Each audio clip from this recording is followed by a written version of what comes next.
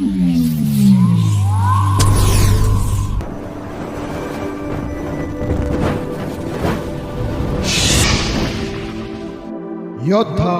News channel.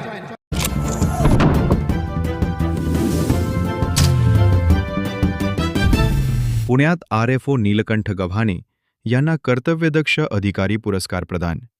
सामाजिक योगदानाबद्दल झाला गौरव। पुणे प्रतिनिधी दत्ता भगत प्रशासकीय सेवेत राहून जनहितार्थ काम करणाऱ्या अधिकाऱ्यांच्या पाठीवर कौतुकाची थाप पडल्यास कामाचा उत्साह द्विगुणित होतो। याचाच प्रत्यय पुण्यात नुकत्याच संपन्न झालेल्या एका दिमाखदार सोहळ्यात आला। युवा क्रांती फाउंडेशन, पोलीस मित्र, ग्राहक व पत्रकार संरक्षण आणि माहिती अधिकार संघटना यांच्या संयुक्त विद्यमाने आयोजित कार्यक्रमात माननीय RFO नीलकंठ गव्हाणे यांना त्यांच्या उल्लेखनीय कार्यासाठी कर्तव्यदक्ष अधिकारी पुरस्कार देऊन गौरवण्यात आले। दिमाखदार सोहळा आणि मान्यवरांची उपस्थिती। हा पुरस्कार सोहळा 4 फेब्रुवारी 2026 रोजी पुण्याच्या पद्मावती नगर येथील विणकर सभागृहात सकाळी 11 ते दुपारी 2 या वेळेत अत्यंत उत्साहात पार पडला।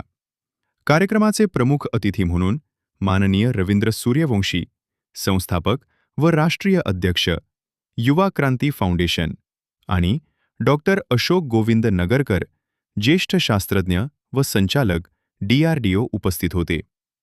या मान्यवरांच्या शुभहस्ते गव्हाणे साहेबांना सन्मानित करण्यात आले। सन्मानाचे कारण प्रामाणिक सेवा आणि लोकहित।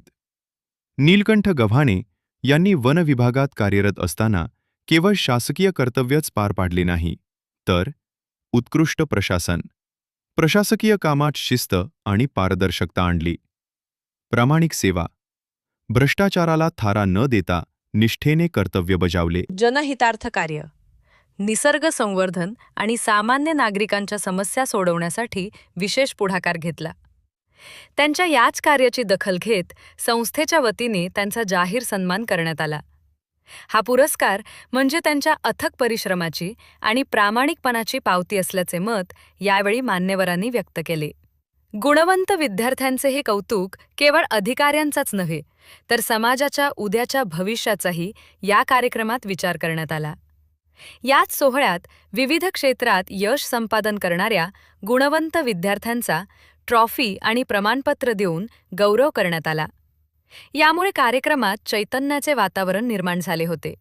समाजासाठी प्रेरणादायी व्यक्तिमत्व माननीय नीलकंठ गव्हाणे साहेबांचे कार्य हे तरुण पिढीसाठी आणि इतर शासकीय कर्मचाऱ्यांसाठी प्रेरणादायी आहे। पुरस्कार मिळाल्याने जबाबदारी अधिक वाढली असून भविष्यातही अशाच पद्धतीने लोकहितार्थ काम करत राहीन, अशा भावना याप्रसंगी व्यक्त करण्यात आल्या। त्यांच्या या यशाबद्दल खेड आणि पुणे परिसरातून त्यांच्यावर शुभेच्छांचा वर्षाव होत आहे।